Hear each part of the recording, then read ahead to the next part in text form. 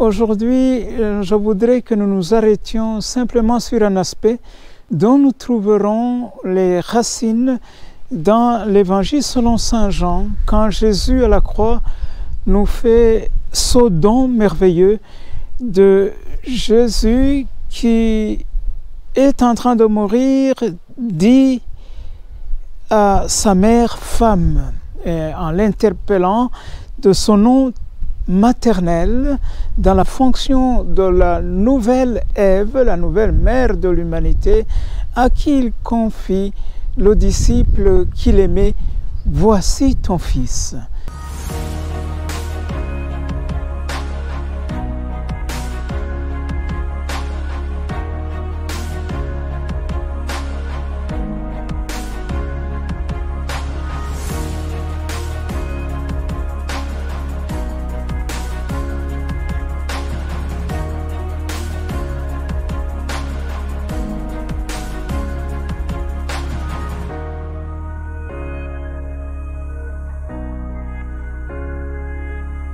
Chers frères et sœurs, nous sommes en train de nous acheminer vers la fin de notre neuvaine parce que nous sommes au 8e jour de notre méditation sur Notre-Dame du Mont-Carmel.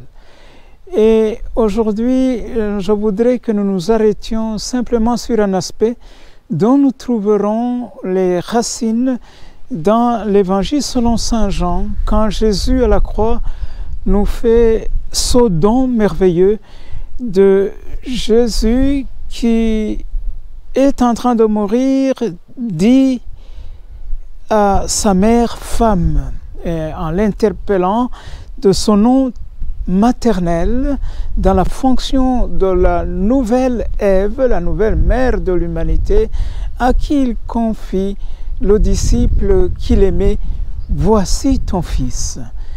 Et l'évangéliste continue, et le disciple que Jésus aimait prit Marie chez elle. C'est cette dimension que je reconnais dans le port du scapulaire. Porter le scapulaire, c'est porter Marie chez nous. Nous avons vu dès les premiers jours de notre méditation que Marie, c'est la dame du lieu, parce que c'est la dame qui introduit vers le Seigneur du lieu, qui est Jésus-Christ, un lieu, on pourrait dire, qui passe de la Terre Sainte au règne de nos cœurs, un lieu qui est d'abord spatial et puis qui est existentiel. Maintenant, il s'agit de la Vierge Marie qui nous est donnée pour mère à porter chez nous. Et le port du scapulaire nous dit toujours « Mais tu as Marie avec toi ». Et alors, cela à quoi nous amène? D'abord, au niveau profondément divin ou théologique, cela nous amène au mystère de Dieu. Dieu ne peut pas être identifié au Père d'ici-bas parce qu'il a en même temps la dimension paternelle et les entrailles maternelles, d'où les attributs du Dieu miséricordieux, le Dieu qui est tendresse et pitié, le Dieu qui est vérité mais en même temps grâce.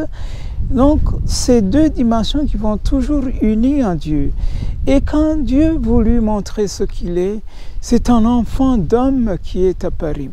Mais comment un enfant d'homme est-il apparu? Il a eu du sang humain, il a eu une mère que nous appelons à bon droit l'Église des premiers siècles et surtout après le dogme d'Éphèse est connu comme Mère de Dieu. Donc Dieu, quand il a voulu se montrer, c'est un enfant d'homme qui est apparu et porté par une mère, et il a eu le sang humain par une mère. On peut dire ce qui est divin coule dans le sang humain grâce à une mère humaine.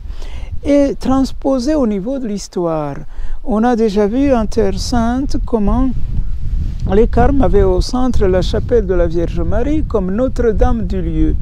Et arrivés en Occident, ils ont fait l'expérience de la protection maternelle, surtout l'expérience au XIIIe siècle de quand ils allaient être rayé de l'histoire et que le concile de Lyon décréta qu'il puisse être maintenu comme ordre mendiant. Et que dans ce même siècle, il y a eu cette tradition qui nous parle du don du scapulaire. Je fais un pas en avant alors pour dire une mère reste toujours auprès de ses enfants, même quand il les éduque à être autonomes, c'est-à-dire une autonomie en relation. La mère donne à téter au bébé. Au fur et à mesure que le bébé grandit, il va sévrer l'enfant pour qu'il puisse manger de la nourriture solide.